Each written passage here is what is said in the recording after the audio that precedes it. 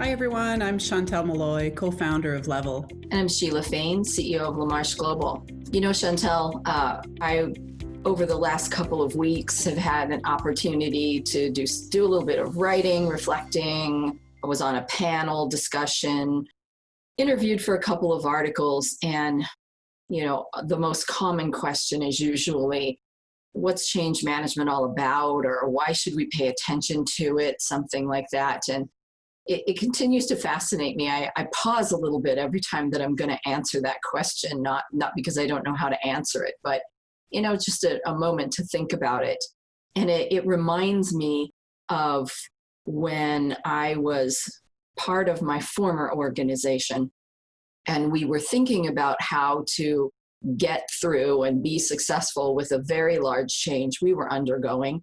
And we did an examination of, what had made other changes successful or not successful. And we realized that the missing link for us was the people part of it and really focusing on acceptance and adoption. We were good at rolling out the solution.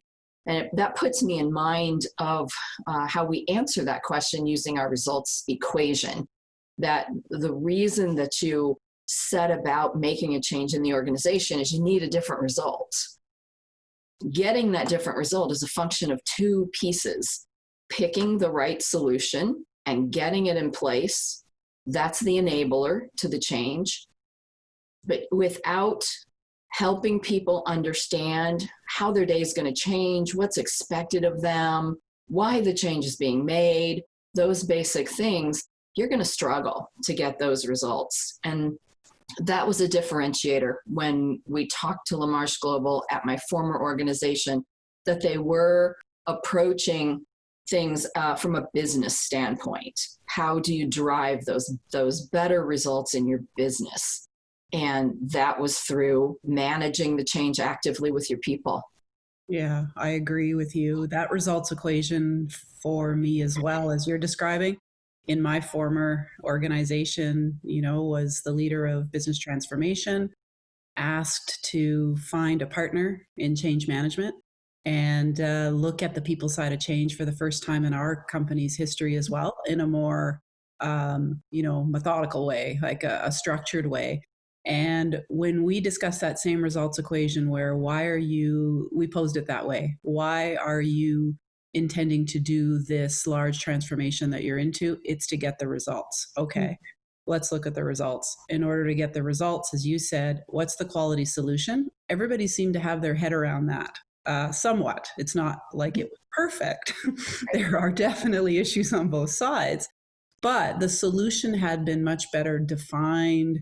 There were project charters. There was some definition of what it was going to be, but the quality solution times the acceptance of the solution is what gets you those results. And as soon as that type of conversation started with the senior leadership team, it's almost as though that was the only slide needed. It was the light bulb, I'd say, the aha moment of, oh, wait a minute, there is two sides to this. And as you and I both know, for the years and years that we've been doing this with clients, but also as partners, and using LaMarsh as Levvel does with LaMarsh methodology, it needs to happen, and it needs to be staffed, if you will. And if you don't, it's not going to get taken care of. What you don't put organization around doesn't get done, right? Mm-hmm. You're talking about leaders and them really grasping onto it.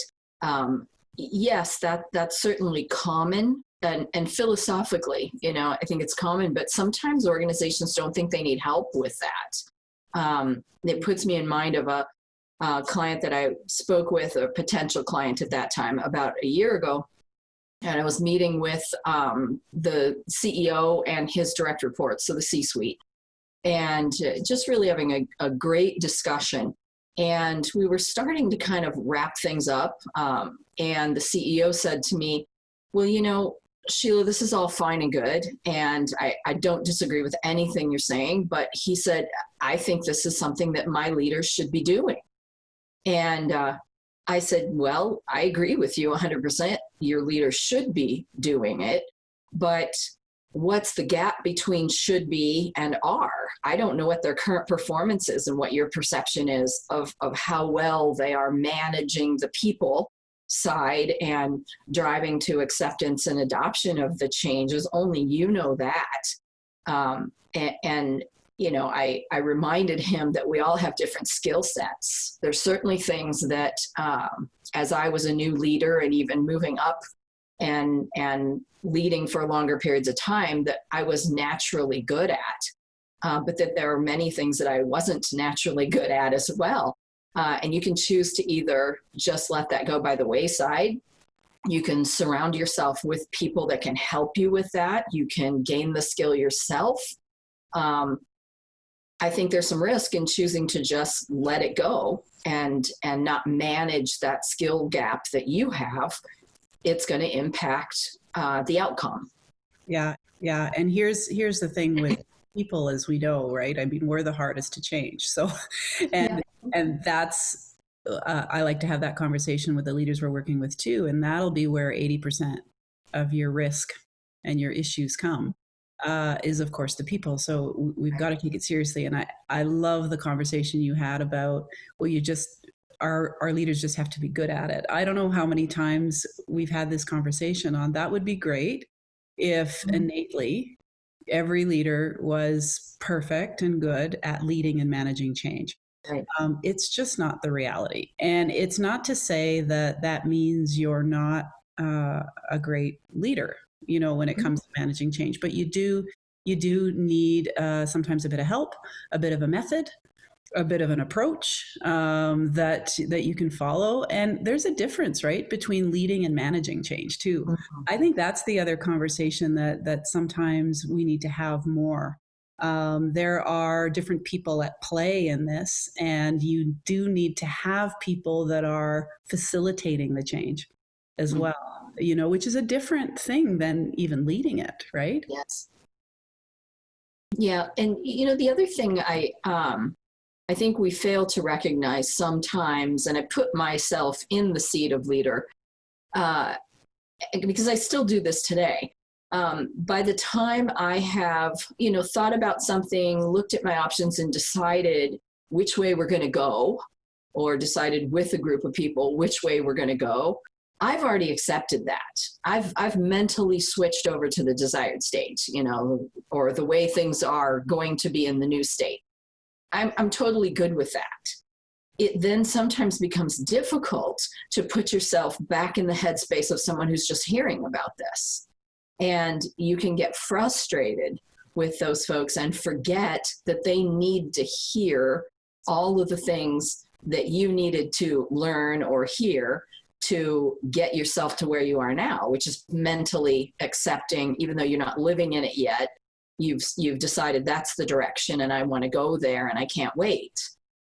Well, leading change and facilitating change, we have to help the people make that journey that the leadership has already mentally made.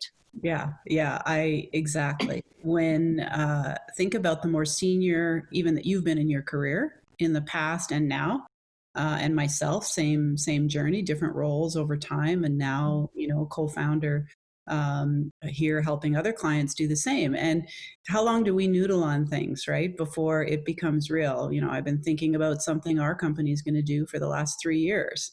So it's been in my head for that long. And now we're asking some of our employees, you know, we announce something today or tomorrow, and, you know, looks of shock on the face, you know, you're like, what?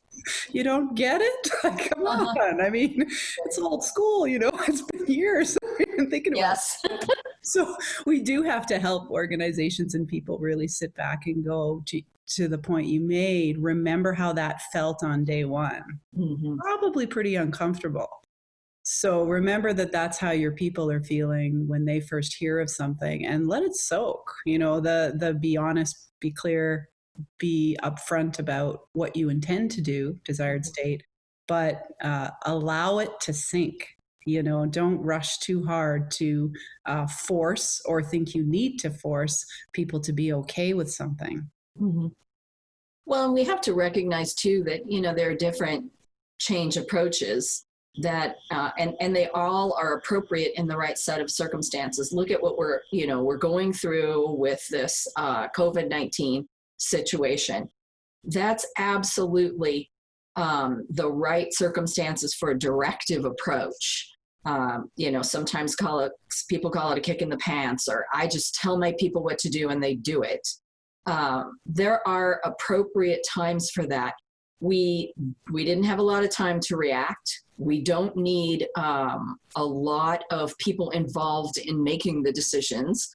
The decisions just need to be made, and we're looking for compliance. We're telling you what you need to do, and you need to do it by a certain date. We all just experience that. Go work from home, right? As many people as possible, wear your mask, wash your hands, all those things that we're doing now. On the other end of the spectrum, you're driving a much higher degree of commitment by using a collaborative approach. Yes, it's going to take more time. It's going to take more effort. It's also going to have longer lasting effects and drive a deeper degree of understanding and, commitment to the whole thing. In the middle sits facilitative, and there's certainly times when that's the right approach too. Where I get uncomfortable is when we repeatedly use a particular change approach because that's what we're comfortable with, or we like, versus we think about, am I really needing to drive compliance and I don't have much time or resource to get this done? So that's directive. Or should I be using a different kind of a style? With compliance, it also takes more energy to maintain it, to police it. Look what we're dealing with now. People are very angry about what's going on. Not that I want to minimize COVID-19 at all, but we have situations in our businesses all the time where we've made decisions and we really don't know what the best way to go is. We're looking into what's the next phase of our response to the virus and getting back to work. We don't know everything we need to know, and we don't know what we don't know. But certainly if you were implementing an ERP system, in some ways you're in the same sort of a situation. Yes, you can ask other people, you can see what their experience was, what they think, but you don't know in your business circumstances what it's going to be. So, you do the best you can to map out what your next steps are using the appropriate approach. We don't necessarily have to be directive this next time. We could use a little bit more of a facilitative or a collaborative approach to walking into this next stage of our work. Yeah, and change approach too should really be a deliberate conversation. That's what I find in our work is often that hasn't happened. And we're dealing with a few customers now where that conversation just didn't occur. And had it have occurred where we've agreed as an organization for this change, to your point, compliance, okay, directive, it has to be, or many situations in technology where we have to be off of a certain system by a certain day. Right. And life support ending. Those are good examples, along with SOX related things, that are focused on needing to take a directive approach. But if we have the conversation with folks and say, we're making a deliberate decision here to have a directive approach, with that means less time, we have less time, we must do by this day. So it's going to feel a little clunky, and have a conversation with people as well about negotiable and non-negotiable. So right. If we can bring comfort to people around, okay, these things are not negotiable because it is directive, here are the rules, no one's going to get a say in this. And then we look at things that are negotiable and give folks that you're guiding through the change a bit of play room in those things to bring comfort. Sometimes that conversation alone will help us, get even further in a change, right? Yeah, right. And, it also kind of pushes back against this notion that change management or managing change, leading change is all about making people feel good, buying them lunch, pats on the back. It's really much more than that. Those are great things, and I don't want to minimize them in any way. But absolutely, there's a lot more strategy to it.